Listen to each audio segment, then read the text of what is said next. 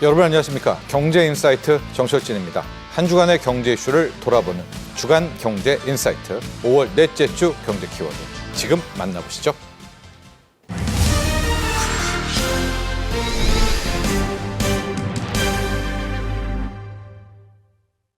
인플레이션 감축법, 이 IRA에서 보면 이제 뭐 태양광이라든가 2차 전기차에 뭐 세액공제 혹은 생산 세액공제를 주는 건데 네. 이걸 조기 종료하는 법안이 일단은 등장은 한 거죠. 개정안이. 그렇죠. 그 네. 법안부터 먼저 내용을 볼게요. 어떤 내용이 담겨 있었습니까? 일단 5월 12일에 미국 하원의 세입위원회라는 곳에서 공화당 의원들이 세제 법안을 발의했습니다. 그러니까 이 위원회에서 발의가 되는 것이기 때문에 이 위원회에서 또 공청회를 거치고 이 법안에 대한 논의를 거친 이후에 투표를 하게 되는데 이건 아직 어떻게 될지는 불투명한 상황이고요.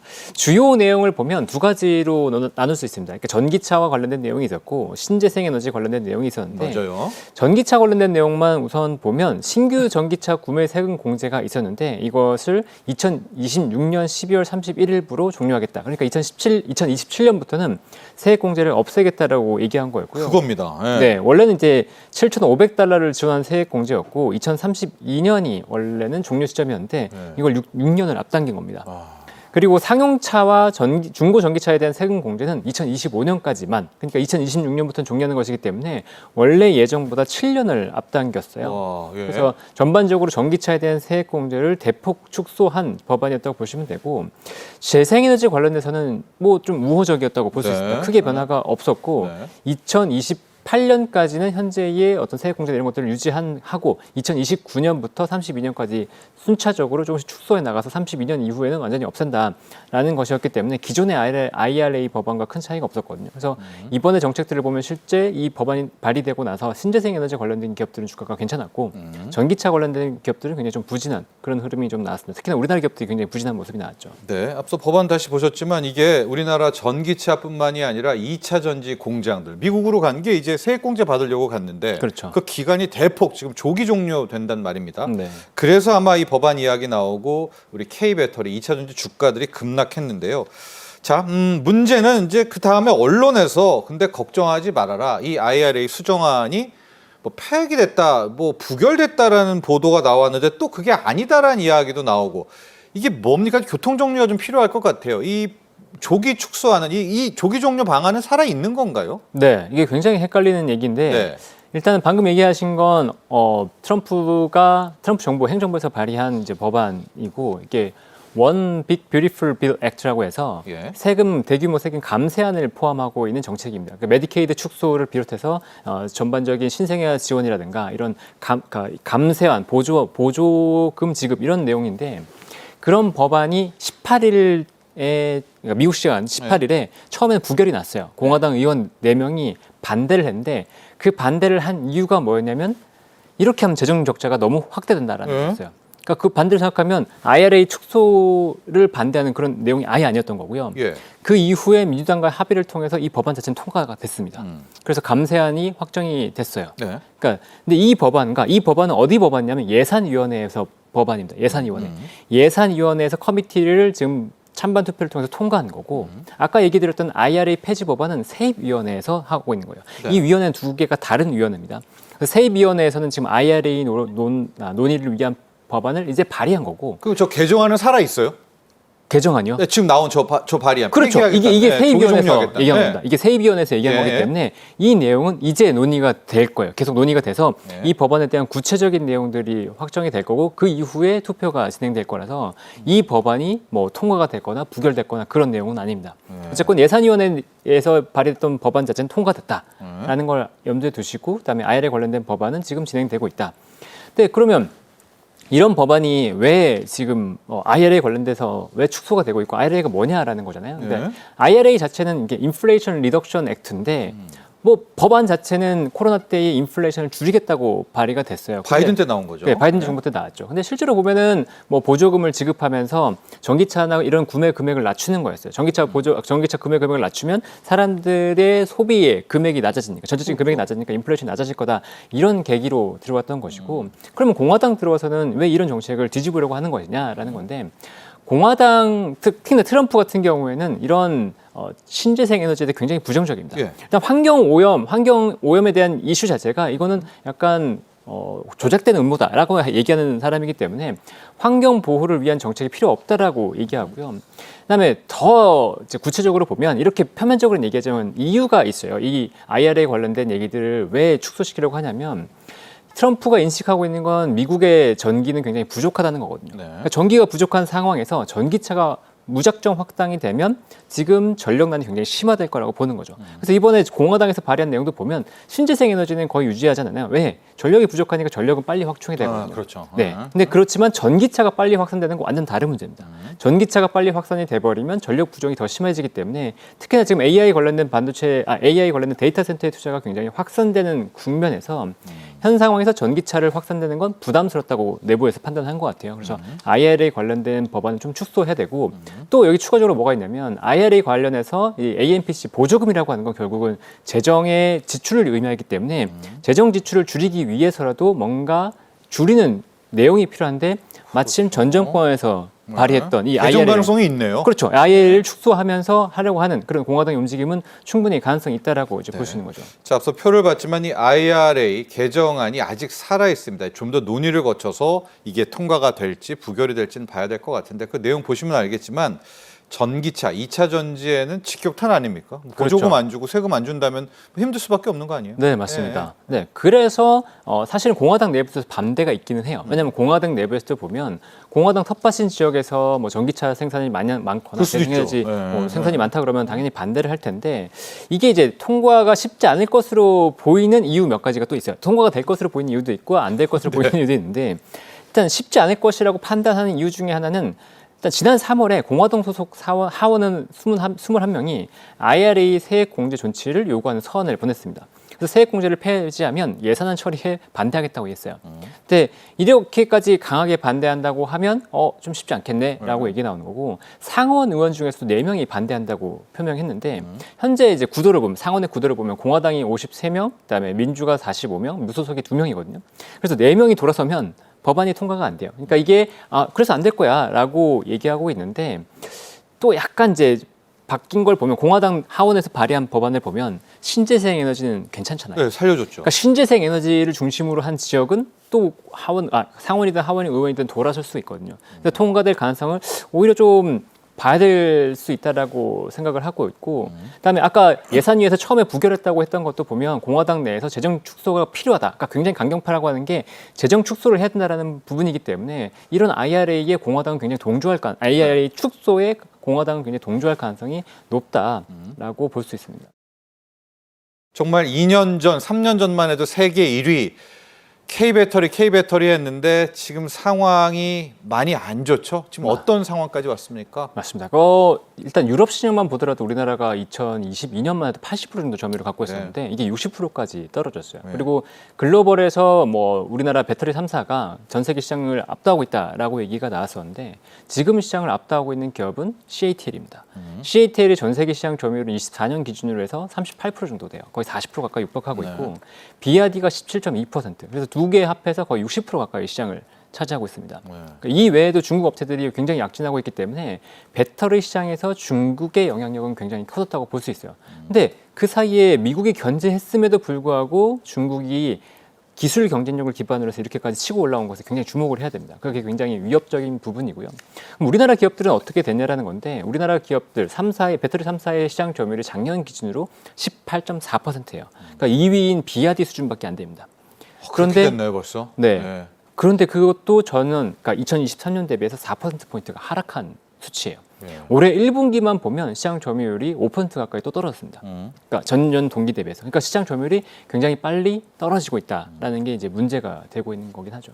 생존 투자다 이렇게도 이야기를 하는데 이 부분은 어떻게 볼까요? 이런 식으로 좀 마지막 위기를 극복하는 하나의 단초가 될 수 있을까요? 어떻게 보십니까? 저는 긍정적인 얘기를 가급적이면 하고 싶은데 네. 좀 안타깝습니다. 이게 삼성 SDI가 최근에 보면 1조 네. 7천억 정도의 유상 증자를 했고 네. 포스코 퓨처엠도 1조 1천억 정도의 유상 증자를 했어요. 당연히 이제 투자를 위한 것이고 시설 투자라든가 M&A들을 위한 자금을 확보한 거고 어쨌든 노력을 한다는 거는 긍정적인 부분입니다. 그런데 아까 제가 앞서서 얘기했던 게 CATL이 IPO를 조달하는 금액이 7조 원이에요. 네. 그러니까 작은 규모에서 우리나라가 이미 자금 투자에서도 밀리고 있습니다. 그리고 우리나라는 아까 잠깐 말씀 주셨던 것처럼 말 그대로 생존 투자예요. 네. 생존을 위해서 미래를 걸고서 어떻게든 투자를 해서 뭔가 이겨내야 된다라는 건데 보통 이런 생존 투자들은 언제 발생하냐면 치킨 게임 상황에서 많이 발생을 하거든요. 네. 그러니까 가격 경쟁이나 이런 것들 시장이 좁은 상태에서 어떻게든 이겨내고 누가 이기나 보자. 네, 이걸 이겨낸 다음에 앞서 나간 사람 시장을 주도할 수 있다라는 건데 문제는 지금이 치킨 게임 상황이 아니라는 거죠. 그러니까 시장은 캐즘을 겪고 있고 어려운데 CATL은 이미 이익이 나오고 있는 상태예요. 네. 우리나라 배터리 3사 기업들은 적자를 보고 적자고요. 있고 그나마도 LG 에너지솔루션이 흑자를 보고 있는 건 미국의 AMPC라는 보조금 때문이거든요. 네. AMPC를 제외하면 적자입니다. 근데 중국 업체들은 미국의 AMPC 보조금이 없는 상태에서 이미 흑자가 나고 있어요.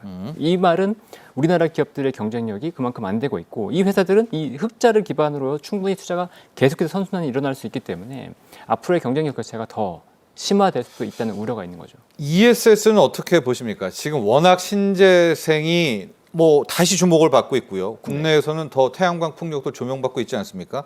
ESS 여기도 배터리가 들어가기 때문에 뭐 트럼프 대통령이 중국을 눌러준다면 K배터리에서 ESS로 탈출구 찾을 수 있다. 이 부분은 어떻게 바라보고 계십니까? 일단 ESS는 굉장히 활용성이 높습니다. ESS를 잘 모르시는 분들을 위해 설명을 하면 뭐 예를 들어 태양광이나 풍력 같은 경우에는 전력 발전이 일정하지가 않잖아요. 그러면 이 전력을 저장을 해놔야 될 텐데 그거를 대규모 배터리 공간을 통해서 저장하겠다라는 게 ESS의 개념이에요. 저것도 배터리죠. 그렇죠. 네. 네. 그러니까 이제 배터리를 통해서 저장하니까 당연히 다양한 배터리가 들어가는데 우리가 전기차에서 NCM을 사용하는 이유는 아까 밀도가 높다라는 거거든요. 근데 밀도가 높다는 건 한 번 충전했을 때 멀리 갈 수 있다는 거예요. 네. 그게 장점이다. 근데 이 ESS는 밀도가 높일 필요가 없습니다.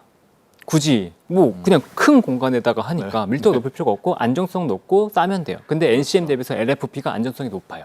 그러니까 이 ESS를 주도하는 배터리는 지금 LFP입니다. 네. 효율보다 안정성이네요. 그렇죠. 네. 그 미래는 또 나트륨 배터리가 될 수도 있다라고 얘기가 나오고 있죠. 근데 이 두 가지 배터리에서 우리나라 기업들이 쳐져요.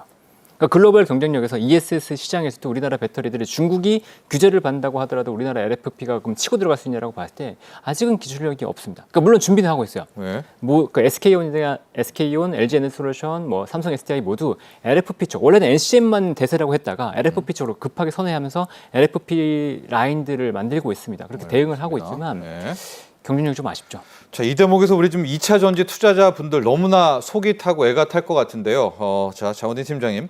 전고체 배터리 어떻습니까? 그러니까 우리가 뭐 하나로 K배터리가 역전극을 펼쳐야 될 것 같은데 네. 전고체 배터리 쪽에서 우리가 다시 한번 치고 나갈 가능성은 어떻습니까? 좀 희망의 부분은 없나요?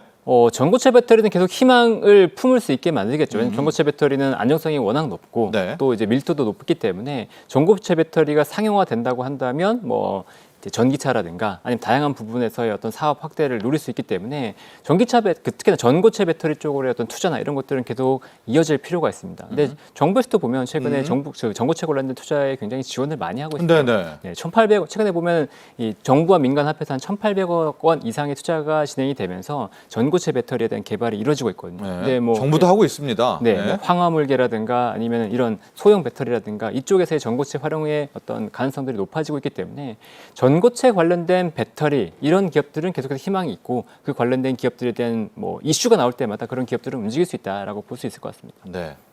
그러나 전반적으로 K배터리에 대해서는 조금 더 지켜봐야 될까요? 굉장히 위축되고 있는 게 사실이기 때문에 이런 기업들이 돌파구를 강하게 마련할 수 있을까는 아직은 좀 회의적입니다. 그러니까 기술 개발이 획기적으로 돼서 중국 기업 대비해서 자격증을 확실히 갖추고 그리고 뭐 안정성도 높아지고 이런 것들이 나온다고 한다면 또 게임 체인저가 돼서 어떻게 될지 모르지만 네. 현재 상황만 봤을 때는 조금 어려운 국면이다라고 생각이 됩니다.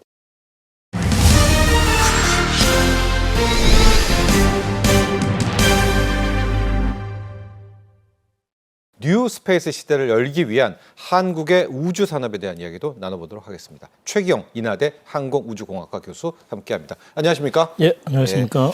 작년 5월 27일이었습니다. 그때 저희가 이제 우주항공청 이야기도 했고 우주항공의 날 제정 이야기도 했고 1년이 정말 엄청 빨리 갔습니다. 1년간의 우주항공청 뭐 어떤 일을 했는지 한번 간략하게 좀 정리해 주시죠. 예. 먼저 사실은 이게 정부 조직이 하나 생기는 게 굉장히 힘든 일이지 않습니까? 맞아요. 예. 네. 그래서 계속 회자가 되었습니다만 인력 충원이 제일 시급한 문제였습니다. 이게 또 이제 일반 행정부서와는 다르게 연구 기능까지 같이 겸해져 있고 네. 그다음에 정부 조직법을 또 파격적으로 바꾸어서 개방직을 늘리고 네. 또 외국인 우리 물론 이제 우리 같은 뿌리이긴 합니다만 이제 외국 경험 있는 분들 충원하고 예. 그런 몇 가지 그 조건들이 같이 이렇게 이 작동하다 보니까 사실 그 과정 자체가 굉장히 난해한데 예. 그런 것들이 이제는 보니까 이제 처음에 이제 목표했던 인력 충원이 다 끝났다고 해요.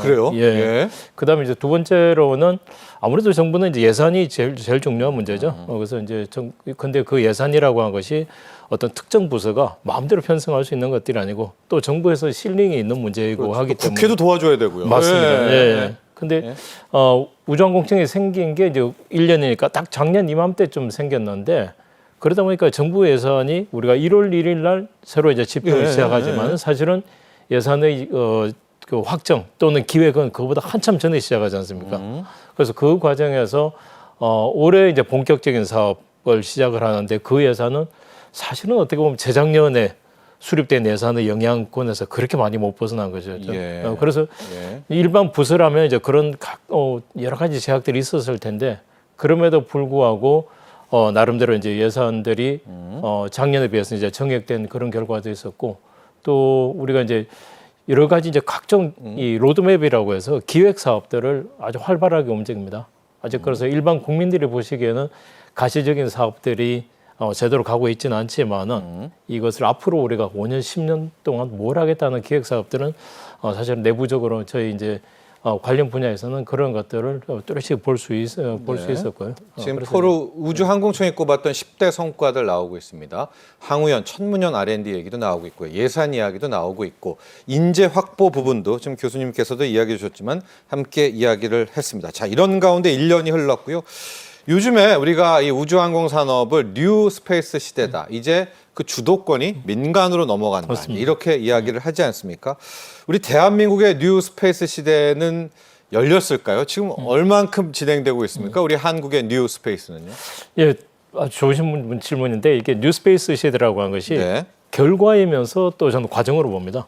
예. 우리가 뉴스페이스 시대에 들어갔다 하는 것보다는 우리 어떤 방식으로 개선되느냐 하는 그 과정으로 보고 저는 지금 첫걸음은 아주 잘 떼고 있다고 생각합니다. 뭐냐면 이제 단지 이게 뭐 우주항공청이 생기고 안 생기고의 문제보다는 사실은 뉴스페이스 에이지에서의 제일 큰 특징은 미국을 중심으로 보면 민간의 참여거든요. 네. 그리고 이제 정부 주도에서 관이 처음 기획부터 시작해서 실제로 업무 수행까지 하는 것이 많은 것들이 민간 영역으로 들어가고. 맞아요. 근데 예. 이제 우리 같은 경우에도 이제 우주 산업 전체가 미국의 어떤 뉴스페이스 에이지의 영향을 받아서 민간들의 투자도 굉장히 활성화되어 있지 않습니까? 예. 그래서 그런 관점에서는 자 우리도 이제 진입은 했는데 그런데 이것을 미국의 어떤 뉴스페이스 에이지의 관점과 우리가 똑같이 적용하게 되면 우리가 기반 약한 상태에서 그쵸, 많이 어렵죠. 뒤처지죠. 맞습니다. 네, 네. 그래서 우리는 네. 우리의 뉴스페이스 에이지에서의 밸런스는 또 우리 나름대로 찾아가야 될 것 같아요. 네. 그런 것들에 대해서 우주항공청이 열심히 노력하고 있는 걸로 알고 있습니다. 네. 자, 근데 또 역사를 돌아보면 우리 반도체 산업도 그렇고요. 원전도 그렇고 좀 선진국한테 배우고 협력하다가 우리 걸 키워가지 않았습니까?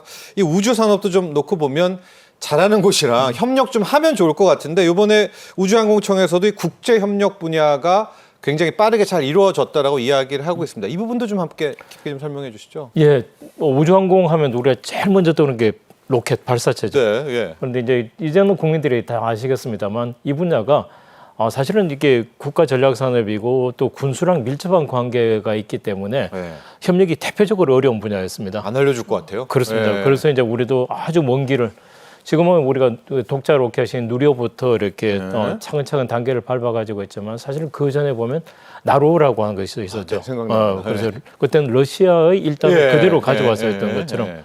그래서 발사체 쪽은 여전히 협력 관계가 굉장히 어려운데 네. 반해서 이제 상업적 활용이라든지 또 우주 탐사 같은 경우는 길이 열리는 것 같아요.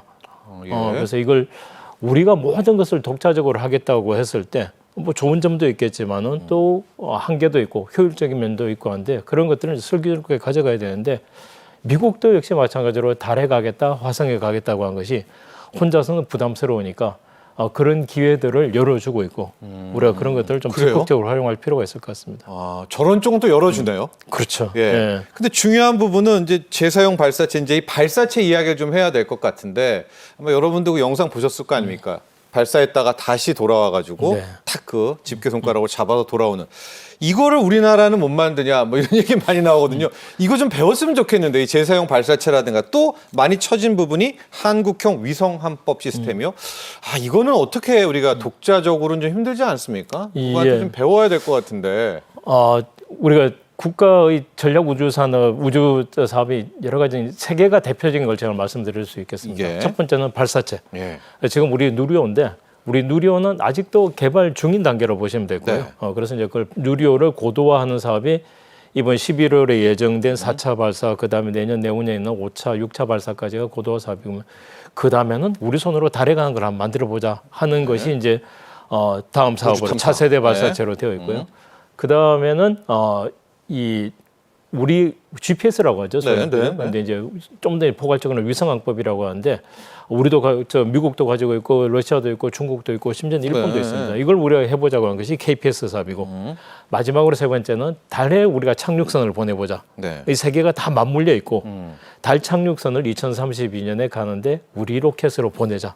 그런데 이게 한 10년 정도 걸리는 사업들이거든요. 네. 그러니까 사업 처음에 기획할 때의 상황이랑 그런 것들이 조금씩 이제 달라지기도 하기 때문에 사실은 10년 전에 만들어지는 것을 그대로 이렇게 교조적으로 따라가기보다는 어떤 좀 융통성을 발휘해서 조정을 해야 되는데 대표적으로 이제 지금 나오는 것들이 KPS 말씀하신 KPS가 우주항법. 예, 맞습니다.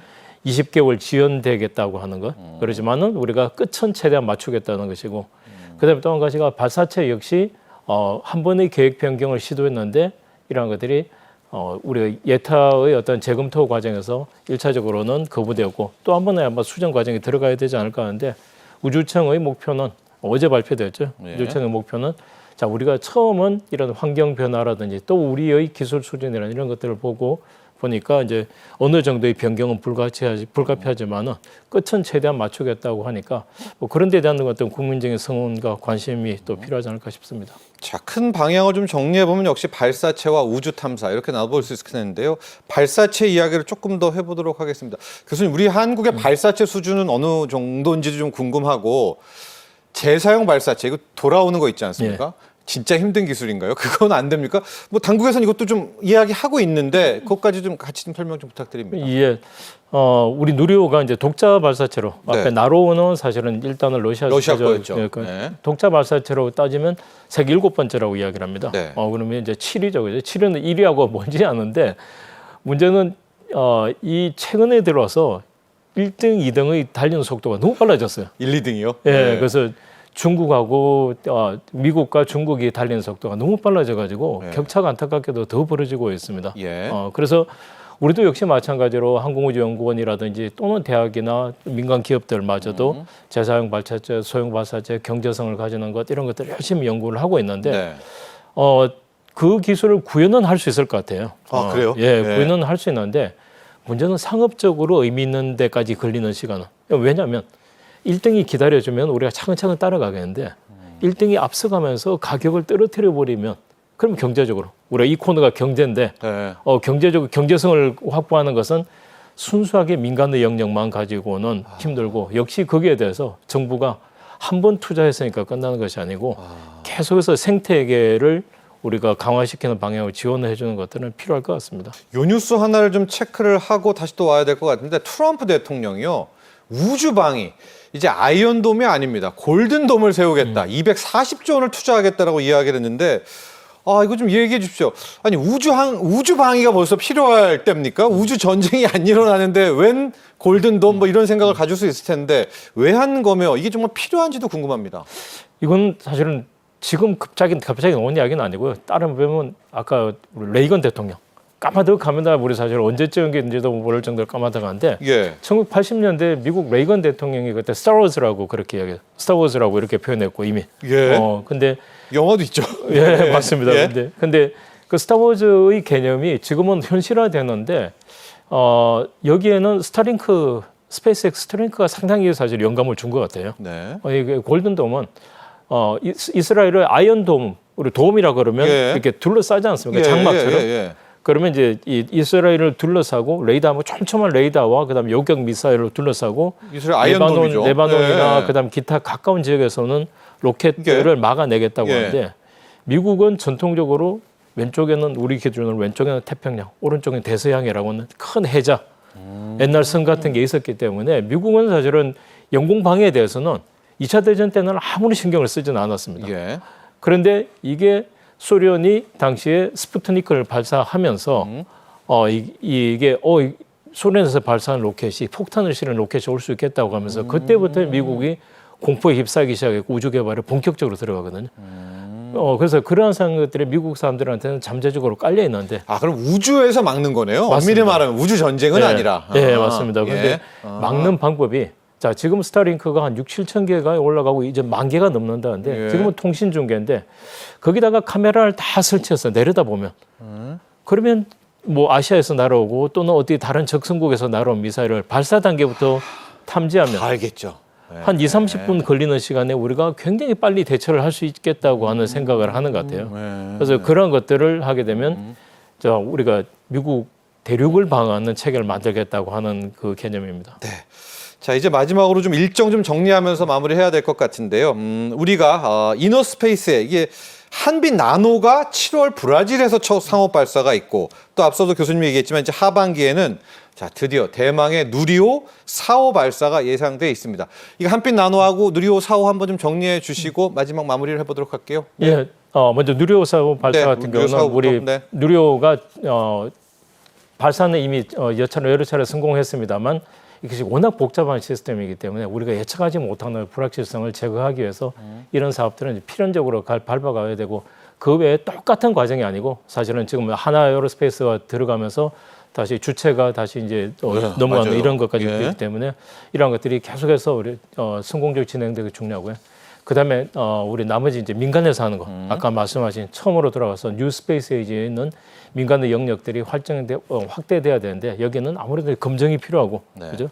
그래서 먼저 이렇게 민간이 투자하고 했다는 것이 무엇보다 좋은 시금석이고 이런 것들에 대해서 민간의 영역이기 때문에 정부와 관계없다고 버려둘 것이 아니고 사실 나사는 스페이스X가 처음에 성공하기까지 많은 돈을 불확실성을 감수하면서 용역을 줬거든요. 아, 나사가 많이 도와줬나요? 그럼요.